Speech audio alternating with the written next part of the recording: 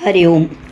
श्री विष्णू सहस्रनाम श्रीराम कोल्हटकर यांनी केलेले निरूपण.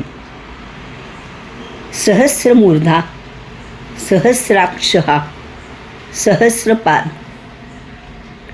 सहस्रमूर्धा ज्याला 1000 शिरे आहेत असा.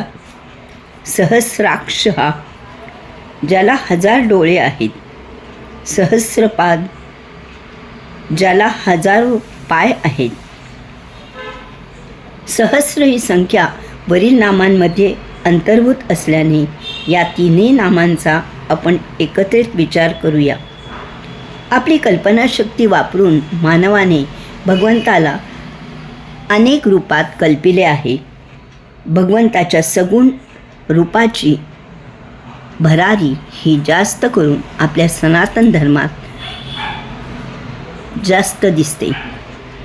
1000 शिरे, 1000 डोळे, हजारो पाय याकडे रूपकात्मक दृष्टीने पाहिले पाहिजे. अयोध्येत राम मंदिर बांधायचे ठरले आणि हजारो काय लक्षावधी हात पुढे सरसावले. कोट्यावधी लोकांनी आर्थिक योगदानामध्ये सहभाग घेतला. हजारो लोकांनी ती पवित्र वास्तू बांधण्यासाठी आपला सहभाग नोंदवला. या सर्व गोष्टींकडे आपण भगवंताची अनेक रूपे म्हणून नक्कीच पाहू शकतो. सत्य संकल्पाचा दाता भगवान असे आपण म्हणतो आणि इतिहासात त्याचे दाखले देखील आपणास मिळतात. समर्थांनी तुळजाभवानीला तुझा तू वाढवी राजा शीघ्र आम्हासी देखता असे म्हणून साथ घातली आणि भविष्यात छत्रपतींनी हिंदवी स्वराज्याची स्थापना करून आपल्या अवघ्या 50 वर्षाच्या कालखंडात ते चौफेर वाढवले आणि हिंडता फिरता आले आनंदभुवनी असे म्हणून समर्थांनी कौतुक केले. यासाठी भगवंत प्रेरित हजारो मावळ्यांचे हातभार लागले. स्त्री शिक्षणाचा पाया महर्षी कर्वे यांनी रचला आणि आज भारतात सर्व स्त्रिया शिक्षण घेत आहेत.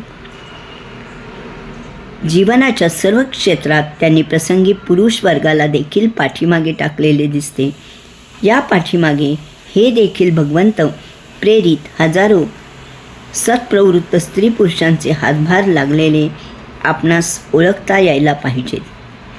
मी तुम्हाला पोटभर जेवू घालतो मग तरी तुम्ही रामनाम घ्याल ना असे म्हणणाऱ्या गोंदवलेकर महाराजांच्या गोंदवले ग्रामी आज 100-110 वर्षे उलटली तरी अन्नदान प्रसाद भोजनाची व्यवस्था चालूच आहे.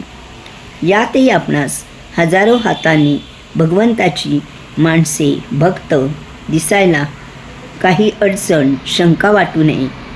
या नामांच्या रूपाने हजारो हात पाय शिरे याद्वारा कार्यरत भगवंत आपणास दिसेल. हरिओम.